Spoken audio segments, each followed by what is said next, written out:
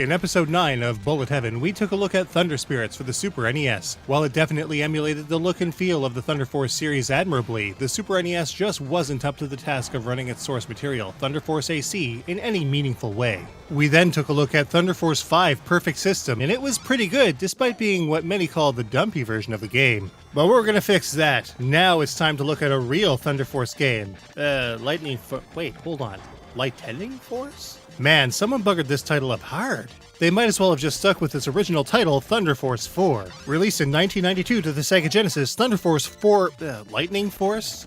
What an awful title. Lightning Force is a testament to the quality that can be pumped out of the Genesis when it comes to gameplay, visuals, and even sound. Let's take a closer look.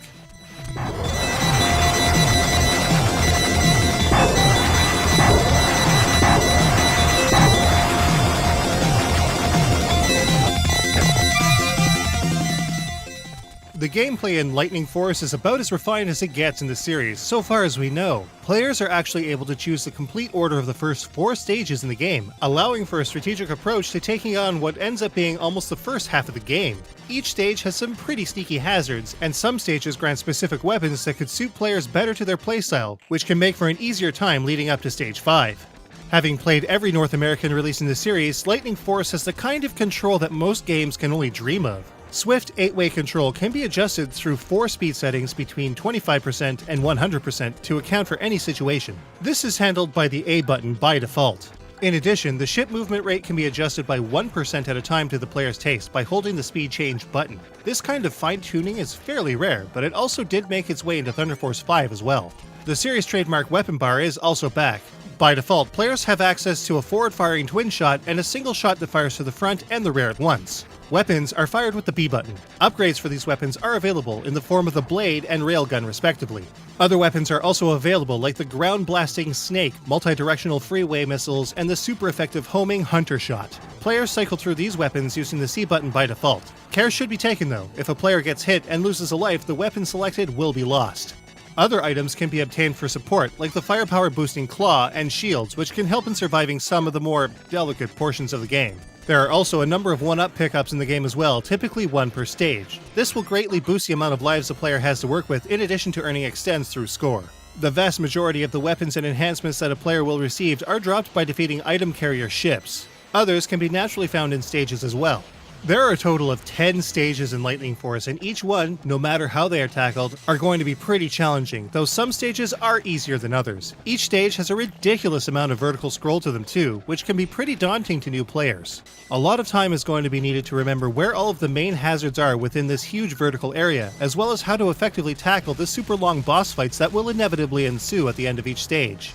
It's definitely hard, but not so hard that players can't figure it out. There will be some frustration, but it's really all on the player thanks to Lightning Force's excellent intuitive control. Granted, the later stages are going to be a serious pain to contend with, so practice is definitely going to be needed. At the halfway point, the player ship will gain enhancements that give it better firepower when the claw is engaged. When a player does not fire, a powerful charge shot is enabled that does huge damage to enemies when unleashed. However, if the claw is lost, so is this special weapon, and because getting hit is extremely easy, players' mileage might vary.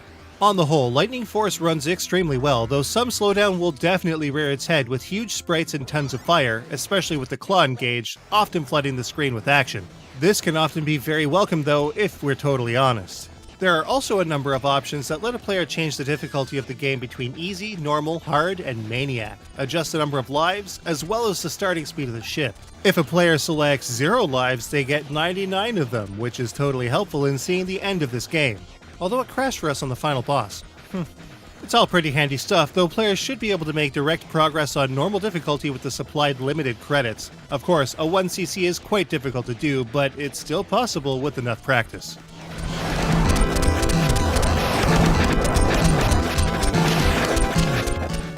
Lightning Force is very simple in terms of scoring and has almost nothing in the line of complexity when it comes to getting points. Basically, all players need to do is blast away the enemy opposition and a decent score will follow. There are a number of extends that will be obtained through scoring, which should be fairly easy to do even in the first stage of the game. However, there is one small element that can boost a player's score. Collecting weapons and enhancements that the player already has can net a bonus of 10,000 points, which is quite significant in this particular game. And that is pretty much all there is to it. Now, granted, with the huge vertical expanse in Lightning Force, players that have a good understanding of where the highest scoring elements are will definitely do better than those that just stick to the top or the bottom of the stage, so exploration definitely helps. Scoring through 10 brutal stages can also make for a tremendous score well into the millions. Impressive for this kind of game.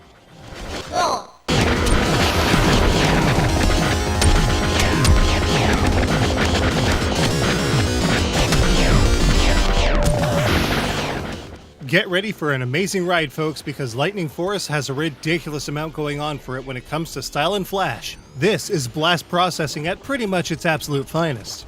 So let's start with the visuals. The amount of parallax in Lightning Force is insane. Look at all of those layers. Visuals like these would, by and large, only really be done on a 32-bit machine, so to say that graphics like this on a 16-bit system are impressive is a bit of an understatement.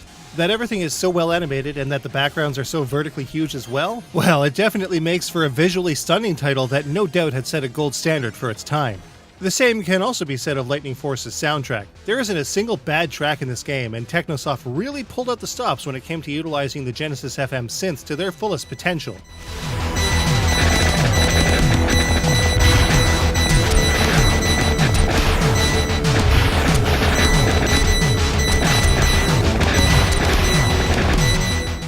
We've taken a look at a decent amount of Genesis shooters in the past, and with the exception of, say, Treasure's Gunstar Heroes, Lightning Force has the best sound on the Genesis.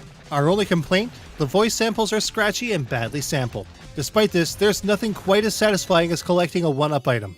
1-up! A full sound test is available in the special options menu as well. As always, the story here is light, but when a game looks, sounds, and plays as good as Lightning Force does, that's the least of our concerns. That title though. Why they didn't just stick with Thunder Force 4, I'll never freaking know. Oh well. How does Lightning Force stack up? Let's take a look.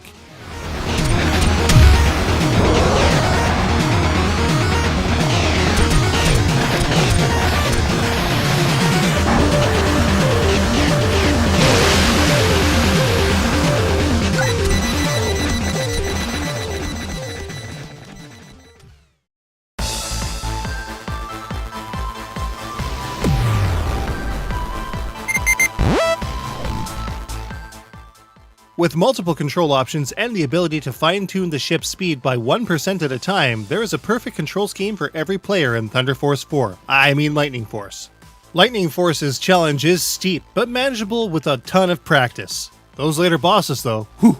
At 10 long-ass stages, each with huge boss fights that last forever, Lightning Force has a great length.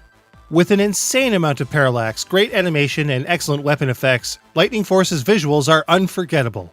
An excellent OST with great sound effects makes Lightning Force one of the best sounding games on the Sega Genesis, only the voice samples are subpar. When it comes down to ingenuity, with the ability to choose the order of the first 4 stages, as well as the huge vertical scroll and extra fine-tuning to the controls, not to mention the awesome weapons, Lightning Force innovates on top of its series' previous success in excellent ways. With cartridge-only copies going for between $45 and $60 and complete copies hitting $110 or more, North American Lightning Force copies are definitely getting up there in price. And Thunder Force 4 on Mega Drive can get even higher. The gameplay is pretty fantastic, but we also only paid $10 for ours. Try to buy low. $35 would probably be the sweet spot. If you can get your hands on a copy of Lightning Force or Thunder Force 4, just do it. It's also available on the Sega Saturn as part of the fairly expensive Thunder Force Gold Pack 2, along with Thunder Force AC. A supremely playable game with excellent production values all around, Lightning Force gets a 4.75 out of 5. You can get a copy of Lightning Force for the Sega Genesis and Thunder Force 4 for the Mega Drive in Japan and Europe at varying, fairly high prices at auction. Again, be sure to buy low. Thunder Force is a pretty great series. It even seems to have spawned some fairly interesting imitators. Here are some other really early episodes from Series 1 featuring both Thunder Force and seemingly closely related titles. With the exception of the PlayStation 2 Thunder Force 6, I guess all there is to do now is to get the Sega Saturn games.